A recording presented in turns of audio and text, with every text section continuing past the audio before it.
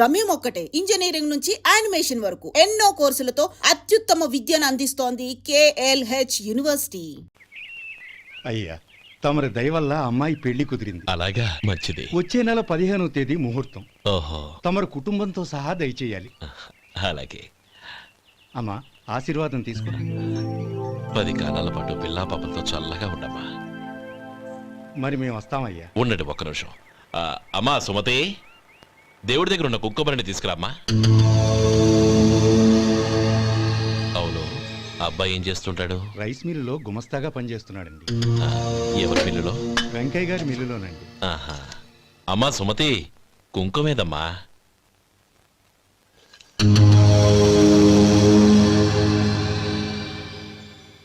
అన్నయ్య,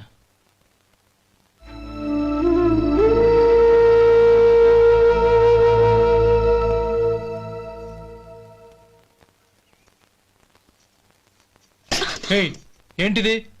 వచ్చిన దగ్గర నుంచి చూస్తున్నాను. అన్న ఏం చెప్పినా పట్టించుకోవేంటి? అసలు మా అన్నయ్య గురించి ఏమనుకుంటున్నావు? ఆయన ఏం చూసుకునే నీకు ఎంత పొగరు? గోపి, ఏంట్రా ఆ మాటలు? అమ్మా, నువ్వు లోపలికెళ్ళు.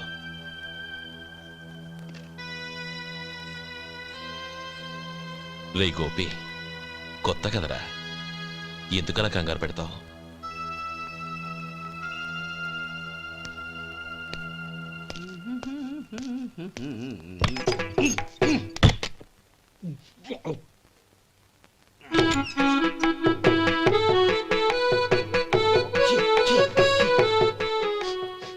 ఏంటయ్యా ఎలక తెచ్చిన వాసన వస్తుంది? ఎక్కడా? ఇప్పుడే పోయింది.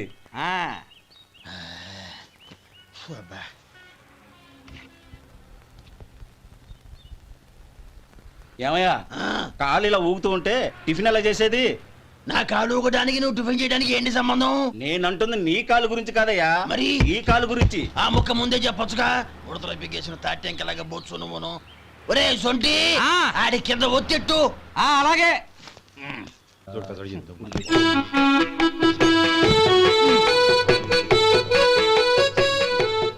ఇప్పుడు ఓకే.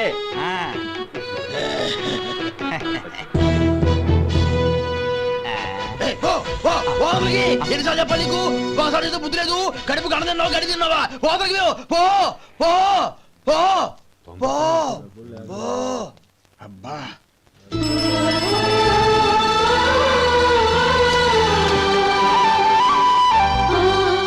ఆశీర్వదించాను. భగవంతుడు నిన్ను చల్లగా చూస్తాడు. ఏంట్రా విషయం? నాకు పోస్టింగ్ ఆర్డర్ వచ్చింది. అలాగా? మన ఊళ్ళోనే నన్ను ఎస్ఐగా అపాయింట్ చేశారు. చాలా సంతోషంరా.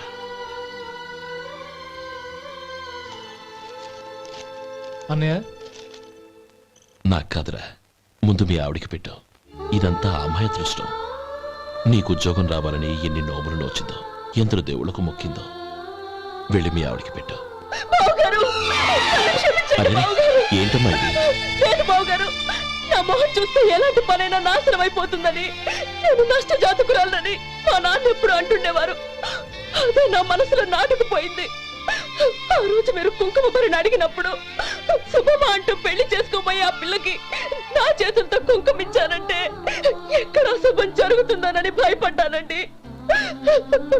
అందుకేనండి మీరు బయటికి వెళ్తూ గొడుగు అడిగినా ఇవ్వకపోవడం, ఏదో రాకపోవడం.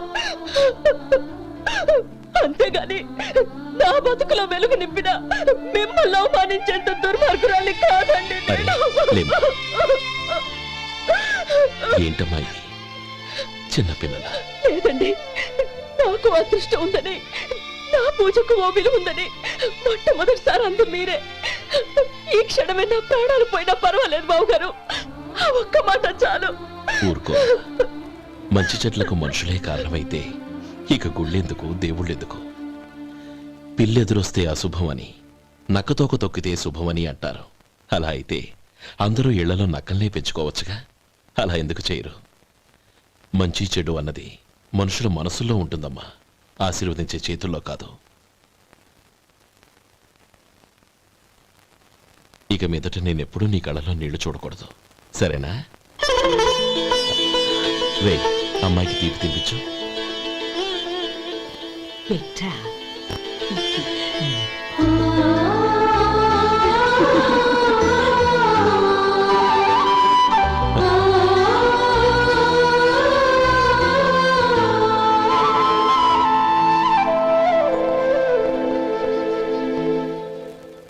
మధు, చిన్నప్పుడు నేను ఒక్కడనే కష్టపడుతున్నానని, నాకు సాయంగా ఉండాలని చదువు అవ్వలేదన్న వంకతో చదువు మానేశావు. ఇప్పుడు నీ తమ్ముళ్ళిద్దరూ అభివృద్ధిలోకి వచ్చారు. మరుదులిద్దరికీ మంచి ఉద్యోగాలు వచ్చాయి. తన భర్త మాత్రం అలాగే ఉన్నాడని నీ భార్య బాధపడదు. చూడు మధు, చదువుకున్నోళ్లే వృద్ధిలోకి రావాలని ఏమీ లేదు. కృషి పట్టుదల ఉంటే ఎవరైనా ఏదైనా సాధించవచ్చు. నీకు తెలివితేటలున్నాయి. నువ్వు తలుచుకుంటే కానిదంటూ ఏదీ లేదు. పైగా నీకు సాయిగా మేమందరం ఉన్నాం. ఎవడ్రా వాడు? ఇన్నాళ్ళుగా వ్యాపారం చేస్తున్నాను, నిన్నగాక మొన్న వచ్చినోడు వాడు నాకు పోటీయా? వాణ్ణి పెరగనివ్వకూడదు. వాణ్ణి ఇక్కడికి రప్పించండి, నేను మాట్లాడతాను.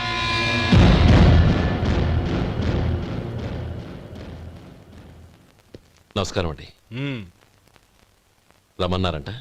నీ పచ్చళ్ళ కంపెనీ మూసేయాలి. నీకెంత కావాలి?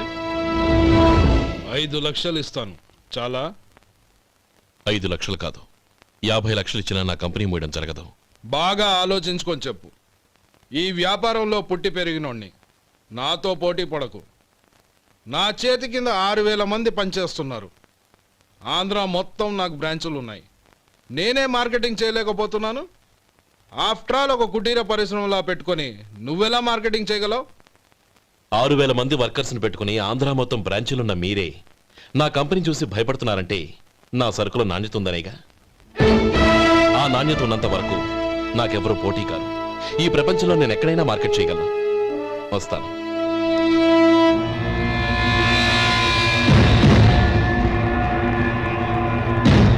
ఇక్కడ ఏం లేదండి. ఇక్కడ ఏం లేదండి. ఇప్పుడు ఊపిరి పీల్చి బిగ్బట్టు, నెమ్మదిగా వదిలి. ఓకే, లే, నెమ్మదిగా ఇలా వచ్చి కూర్చో. ఏం లేదు, మామూలు కడుపు నొప్పే. ఈ టాబ్లెట్స్ 3 రోజులు వాడు. ఎలా వాడాలో ఇందులో రాశాను. Token number 29. టౌన్ డాక్టరు భయపెట్టేశాడు, ఆపరేషన్ అది ఇదని. కానీ ఈ డాక్టర్ బాబు ఏమీ లేదని చెప్పాడు. అలాగా? ఈ బాబు 10 కాలాల పాటు చల్లగా ఉండాల.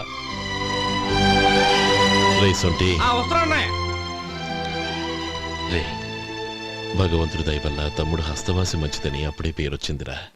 తమ్ముడిని దగ్గరుండి జాగ్రత్తగా చూసుకో. పని హడావుల్లో పడి వేళకి భోంచేయడము. అబ్బే అదే లేదన్నయ్య. 1 గంటకల్లా పేషెంట్ కట్టు, భోజనం పెట్టు. అది అలా జాగ్రత్తగా చూసుకో. నేను చూసుకుంటాను కదన్నయ్య, నువ్వు వెళ్ళు.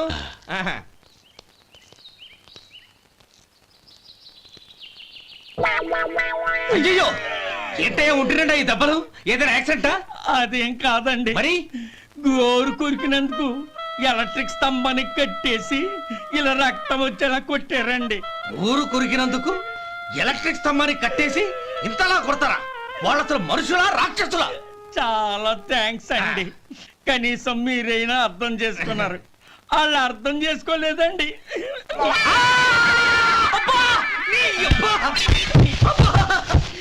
గోరు కొరకడం అంటే ఇదా?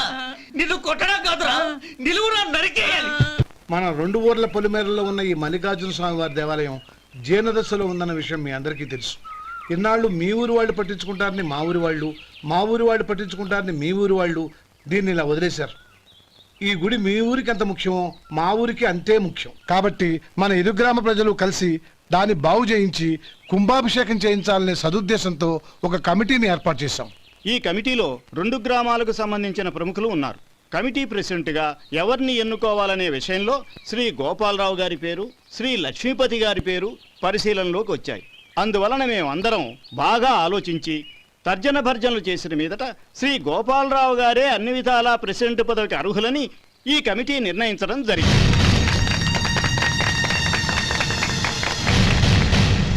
అంచేత ఈ ఉభయ గ్రామ ప్రజలు శ్రీ గోపాలరావు గారికి ఉదారంగా విరాళాలు అందజేసి ఈ శుభకార్యాన్ని జయప్రదం చేయవలసిందిగా కోరుతున్నాం. ఏంటి ఇంకా రాలేదా? ఏంటయ్యా టైం 10 అవుతోంది, బోర్డు మీద 10 గంటలను రాసింది, మీ డాక్టర్ ఇంకా రాలేదు. అసలు మీ డాక్టర్ కి టైం సెన్స్, పంక్చువాలిటీ ఏమైనా ఉన్నాయా? ఇంతకీ మీరెవరండి? నేను డాక్టర్ అమ్మని. ఓహో, మీరు డాక్టరేనా? డాక్టర్ అంటే డాక్టర్ని కాదయ్యా, డాక్టర్ని చేసుకోబోయేదానని అర్థం. ఓహో, అవును, నువ్వెవరు?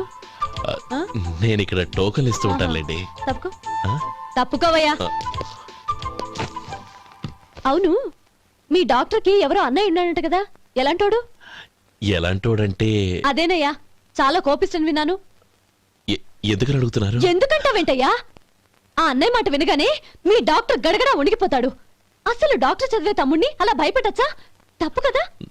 తప్పేనండి. కాని కాని నాకు మీ డాక్టర్ కి పెళ్ళవని ఆ అన్నయ్య సంగతి అప్పుడు చెప్తాను. ఏం చేస్తానండి? ఏం చేస్తానా, సంవత్సరం తిరగకుండానే కవల పిల్లల్ని కని వాళ్ళ అన్నయ్య చేతిలో పెడతాను. వాళ్ళకి 5 సంవత్సరాలు వచ్చేసరికి ఆయన్ని బాగా మొట్టికెళ్ళేస్తారు. అలా నా కసి తీర్చుకుంటాను. ఈ డాక్టర్ ఎప్పుడు వస్తాడో ఏంటో.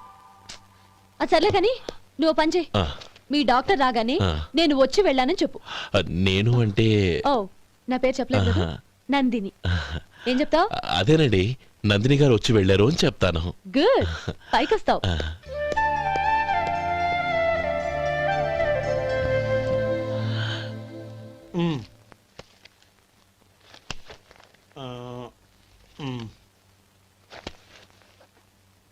దీంతో మొత్తం 4,98,200 అయ్యాయి.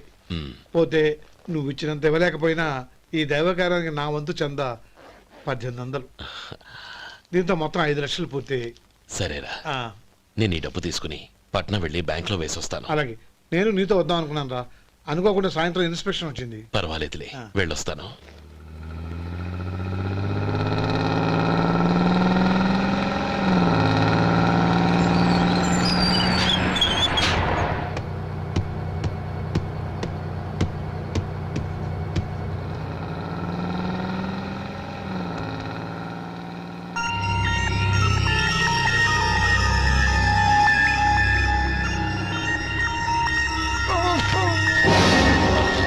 అయ్యో, మూర్ఛ మూర్ఛ, బసాపండి బసాపండి. ఇదిగోండి తాళం చేతులు గుర్తి, ఈ తాళాలు చేతిలో పెట్టండి. వీటి వల్ల ప్రయోజనం లేదు. 4 ఖర్చుకోకుండా పళ్ళ మధ్య పెట్టడానికి గట్టిగా అది నోట్ అయిపోండి. ఇదిగో ఇది చూడండి.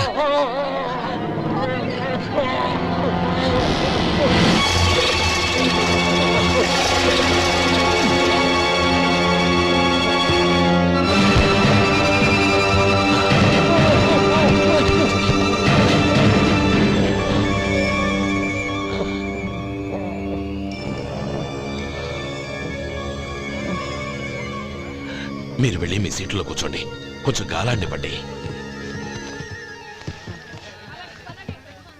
ఇప్పుడు ఎలా ఉంది బాబు?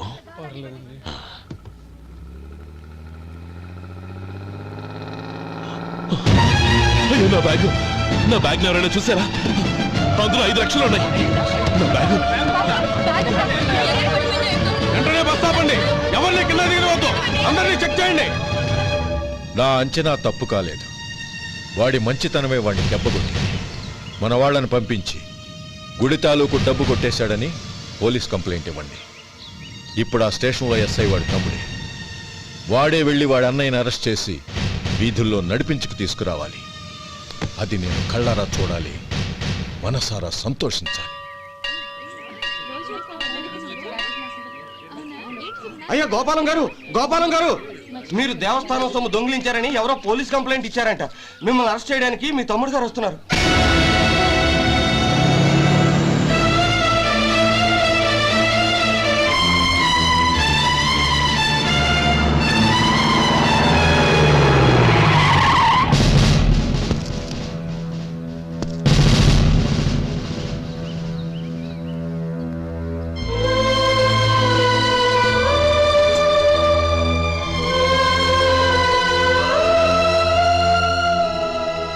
చూడు గోపి, ఎప్పుడు నువ్వు ఉద్యోగంలో చేరావో అప్పుడే తన పరానే తేడా మర్చిపోవాలి.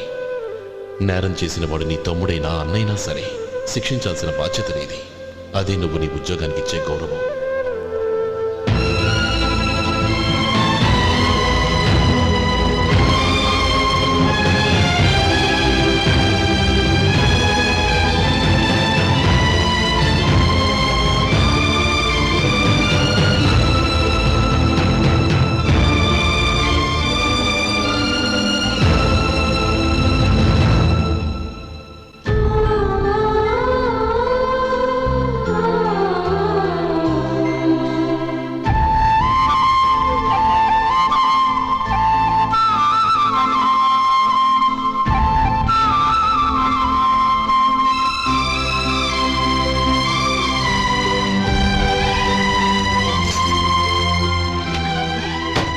అన్నయ్య, రే గోపి, ఏమిట్రా ఇది? నన్ను క్షమించు అన్నయ్య. నేను కోరి ఉద్యోగుల చేరిన మాట నిజమే, కానీ ఇలాంటి పరిస్థితి ఎదురవుతుంది అనుకోలేదు. నా ఒంట్లో ప్రతి రక్త పట్టు నీ భిక్షానన్నయ్య. నిన్ను అవమానపరిచి ఉద్యోగం నిలబెట్టుకునే బదులు నా ప్రాణాలను వదులుకుంటారు, కానీ ఈ పని మాత్రం నేను చేయలేనన్నయ్య.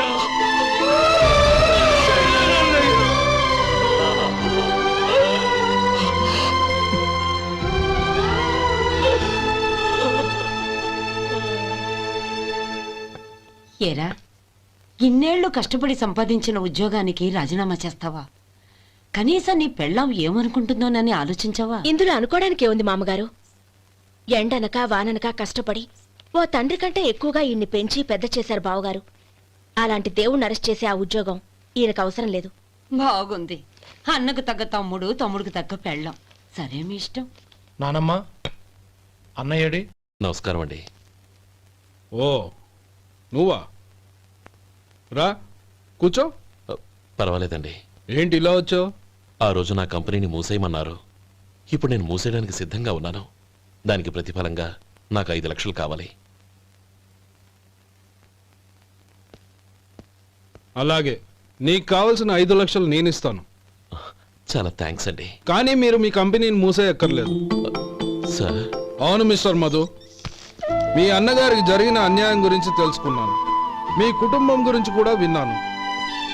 సహజంగా అందరూ ఐకమత్యానికి ఉదాహరణ రామలక్ష్మణులు అంటారు. కానీ ఆ రామలక్ష్మణులు ఎలా ఉంటారనేది పుస్తకాల్లో చదవడం తప్ప ఎవ్వరూ చూడలేదు. మీ అన్నదమ్ములను చూస్తే ఆ రామలక్ష్మణులు ఇలాగే ఉండేవారేమో అనిపిస్తుంది. అలాంటి కుటుంబానికి ఇలాంటి ఇబ్బంది రావడం నిజంగా దురదృష్టం. రామునికి హనుమంతుల్లా కాకపోయినా ఏదో ఉడతా భక్తిగా నా వల్ల వీలైన సహాయం ఈ 5 లక్షలు తీసుకో. మీ కంపెనీ పేరు మీదే అన్ని సరుకులు తయారు చేయండి. నేను వాటిని ప్రపంచమంతా మార్కెటింగ్ చేస్తాను. సార్, మీ రుణం ఉంచుకోను, తొందరలోనే తీర్చేస్తాను. స్నేహితుల మధ్య రుణాలేంటి మధు? We are friends.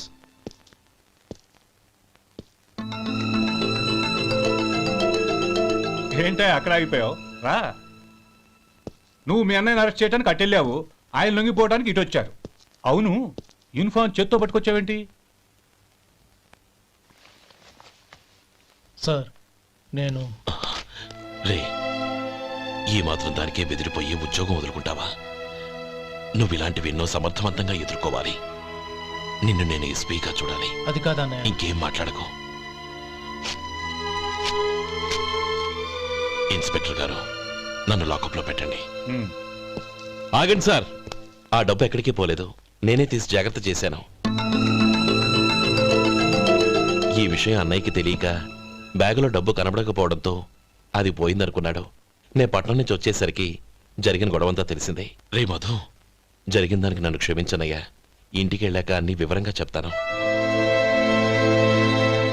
సార్, ఇదిగోండి 5 లక్షలు. ఇది కమిటీ వాళ్ళకి అప్పగించి ఈ కేసు కొట్టేయండి సార్. భలే వాడివయ్యా, తీసినప్పుడు ఒక మాట ఆయనతో చెప్పుండొచ్చుగా. అనవసరంగా పెద్ద ఆయన స్టేషన్ వరకు రప్పించావు. Sorry sir. అన్నయ్య, మీరింటికి వెళ్ళండి, నేను లెక్క అప్ప చెప్పేసి వస్తాను.